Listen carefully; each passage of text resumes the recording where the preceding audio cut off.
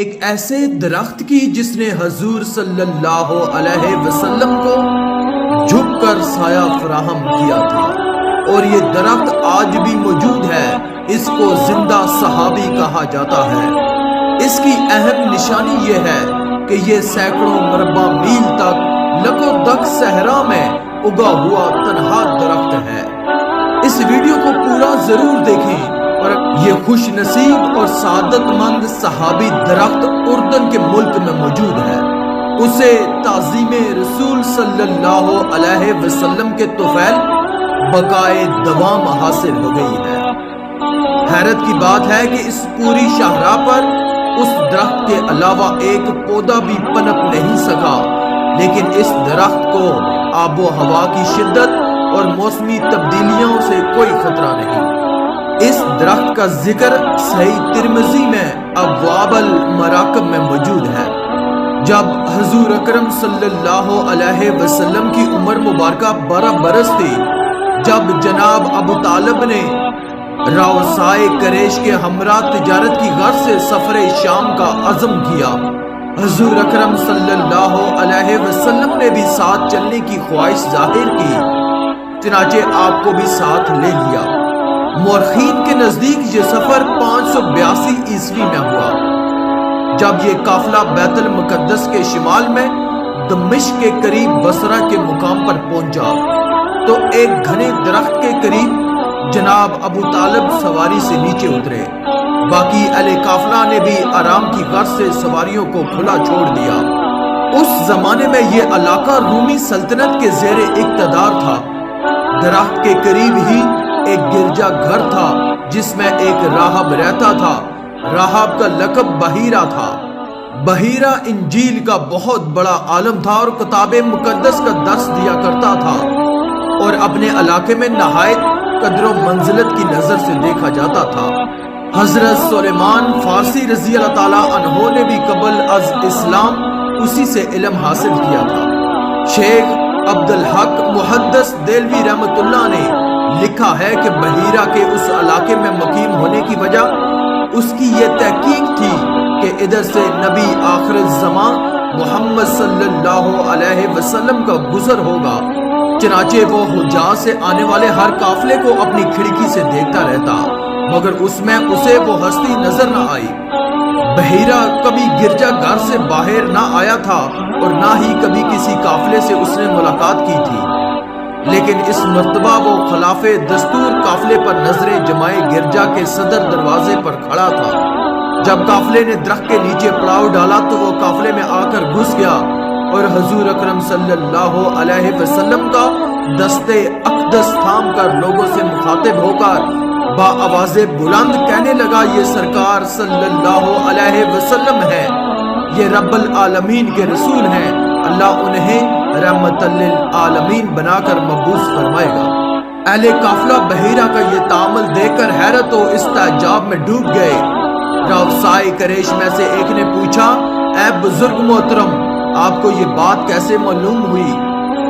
اس نے جواب دیا، جب آپ لوگ گھاٹی سے اتر کر آ رہے تھے تو میں دیکھ رہا تھا کہ تمام درخت اور پتھر ان کے سامنے سجدہ کر رہے ہیں اور بادل ان کے سر پہ سایہ کر رہا ہے۔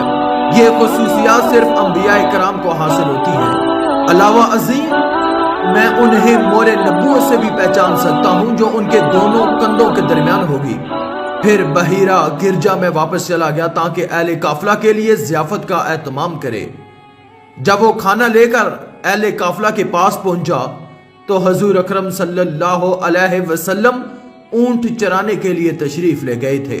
اس نے آپ صلی اللہ علیہ وسلم کے بارے میں استفسار کیا، چنانچہ آپ کو بلایا گیا۔ آپ تشریف لائے تو ایک بدری آپ کے سر اقدس پہ سایہ کنا تھی۔ جب آپ درخت کے قریب پہنچے تو اہل قافلہ درخت کے سائے میں بیٹھے ہوئے تھے۔ آپ نے از راہ ادب سب سے پیچھے بیٹھنا گوارا کیا جہاں دھوپ تھی اور درخت کا سایہ ختم ہو جاتا تھا۔ فوراً درخت نے جھک کر آپ کے سر اقدس پہ سایہ کر دیا اور درخت کی شاخیں بیتابانہ آپ صلی اللہ علیہ وآلہ وسلم کے سر اقدس پہ جھک گئیں۔ یہ دیکھ کر بحیرہ فرتے محبت سے مغلوب ہو کر بے ساختہ پکار اٹھا، دیکھ لو درخت کا سایہ ان کی طرف جھک گیا ہے۔ امام بہقی نے بھی اس واقعے کو روایت کیا ہے۔ ان کے مطابق بحیرہ نے اہل قافلہ کو سوما کے اندر کھانے پر مدعو کیا۔ تمام قافلے والے چلے گئے، لیکن حضور اسی درخت کے نیچے تشریف فرما رہے۔ جب بحیرہ کو حضور صلی اللہ علیہ وآلہ وسلم نظر نہ آئے تو اس نے کہا کہ جس ہستی کے اعزاز میں یہ تقریب برپا کی گئی ہے وہ ہستی نظر نہیں آ رہی۔ یہ سنتے ہی ایک قریشی یہ کہتے ہوئے اٹھا کہ لات و عزا کی قسم، ہمارے لیے لائق شرم ہے کہ ہم تو کھانا کھا لیں اور عبداللہ بن عبد المطلب کا فرزند رہ جائیں۔ اور حضور صلی اللہ علیہ وآلہ وسلم کو اپنی آغوش میں اٹھا لایا۔ ابو نعیم نے حضرت علی رضی اللہ تعالی عنہ سے روایت کیا ہے کہ جب آپ گرجا میں داخل ہوئے تو گرجا نور نبوت سے جگمگا اٹھا۔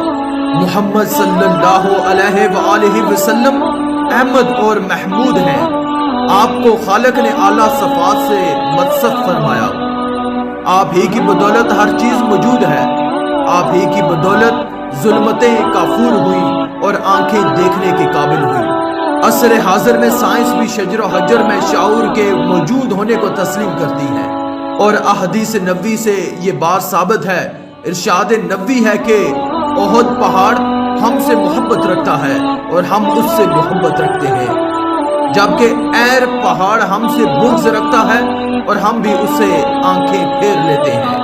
ایک حدیث میں آتا ہے کہ رسول اللہ نے فرمایا کہ میں اس پتھر کو جانتا ہوں جو اعلان نبوت سے پہلے مجھے سلام کیا کرتا تھا۔ دوستو، مختصر ضیافت کے بعد بحیرہ نے حضور اکرم صلی اللہ علیہ وسلم سے سوال و جواب کی ایک نشست کی اور جناب ابو طالب سے درخواست کی کہ آپ اپنے بھتیجے کو واپس لے جائیں۔ اگر رومی انہیں دیکھیں گے تو علامات نبوت اور معجزات کی مدد سے انہیں پہچان کر ان کی جان کے در پہ ہو جائیں گے۔ یوں ابو طالب حضور اکرم کو لے کر مکہ مکرمہ پلٹ آئے یا واپس بھجوا دیا۔ قافلہ اس مقام سے روانہ ہو گیا، لیکن صاحب ایمان درخت آج بھی اس مقام پر تر و تازہ ہے۔ موجودہ جغرافیائی حدود کے مطابق یہ درخت مشرقی اردن میں صفوی کے مقام پر وادی سرحان کے قریب واقع ہے۔ حکومت اردن نے اس کے قریب حجاز سے شام کو جانے والی تجارتی شاہراہ کے آثار بھی تلاش کر لیے ہیں اور اس درخت کی ڈاکومنٹری بھی بنائی ہے۔ اس کی نشانی یہ ہے کہ یہ سینکڑوں مربع میل تک لک و دک صحرا میں اگا ہوا تنہا درخت ہے۔ مقام غور ہے کہ اگر ایک درخت کو حب رسول صلی اللہ علیہ وآلہ وسلم کی بدولت حیات دائمی نصیب ہو سکتی ہے تو اس دل پر موت کیسے وارد ہو سکتی ہے جو محمد رسول اللہ صلی اللہ علیہ وسلم کا گنجینہ بن جائے۔ آخر میں میری دعا ہے کہ اللہ ہمیں نیک اعمال کرنے